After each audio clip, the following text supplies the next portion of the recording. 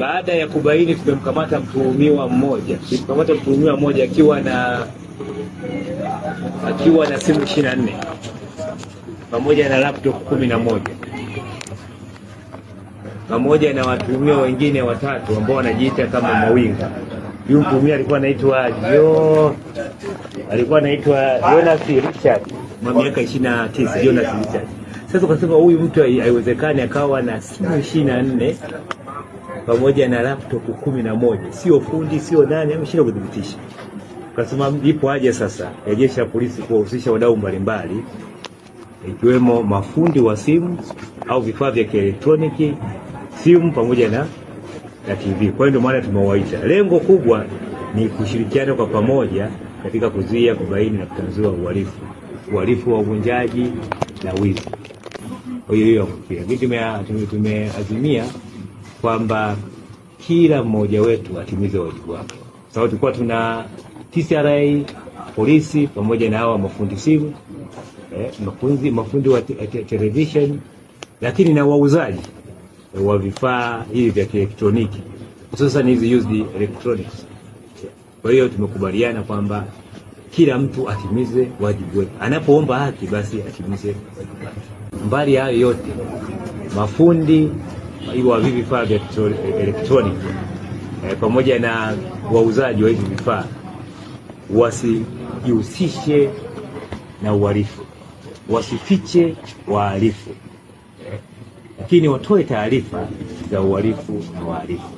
Kwa hiyo sasa wote ambao kwa namna moja au nyingine watashiriki katika uhalifu, aidha kuficha au kuuza au kupokea mali za wizi, basi na wao watawajibishwa kwa mujibu wa sheria. Kikubwa ambacho tunawasisitiza wananchi waache kupokea mali za wizi. Kupokea mali za wizi, na mara nyingi zinaweza kufahamika kwa sababu mali hizo nakuta zinauzwa kwa bei ya chini kabisa. Na huyo mtu anayeuzwa, kumwangalia hali yake, kwa kweli hali yake hairidhishi na kitu ambacho anachokuletea. Kwa mfano kitu cha thamani ya shilingi milioni 3, mtu anamuuzia mtu shilingi 50,000. Kwa hiyo kupokea mali ya wizi ni hatari. Kwa sababu inawezekana mtu asiangalie mali, lakini aangalie hiyo mali imepatikana vipi. Wakati mwingine mali hiyo imepatikana kwa makosa ya kuvunja na kuiba, lakini hata mauaji na unyang'anyi kutumia silaha. Sasa mtu anapokamatwa na ile mali, inawezekana ni simu au ni hizi television, akaiba akakutwa nayo, ukakuta anaingia kwenye hatia au anaingia kwenye tuhuma kubwa za mauaji au unyang'anyi kutumia silaha kwa sababu ya kupokea zile mali za wizi. Jina anaitwa Emmanuel Julius Goliano, ni kiongozi wa mafundi simu kwa mkoa wa Dodoma, na sababu ambayo imetuleta hapa leo ni mkuu wa polisi wa mkoa wa Dodoma alikuwa anataka kuongea na wadau wa simu, na lengo la kuongea na wadau wa simu ni kwamba wizi umekithiri kwa Dodoma na simu nyingi zinaibiwa na hazipatikani, na jeshi la polisi lilikuwa limeona kwamba tatizo au chanzo au sehemu ya uhalifu na mafundi simu pia. Kwa hiyo anataka kuongea na sisi ajue kama ndivyo ilivyo au sivyo ilivyo, na ndio tulikuwa tunakikao naye hapo. Maazimio ambayo tumekubaliana, ambayo kimsingi ameyataja afande RPC.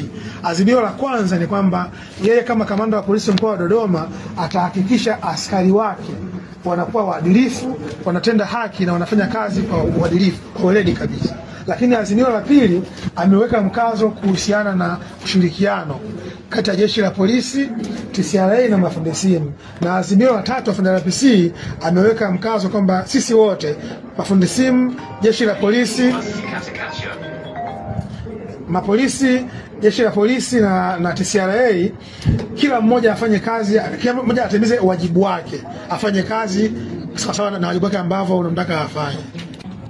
Okay. Kwa majina naitwa Amina Abdueli. Mimi na miaka 5 ya kutengeneza simu. Mwizi, kila mwizi ana tabia zake.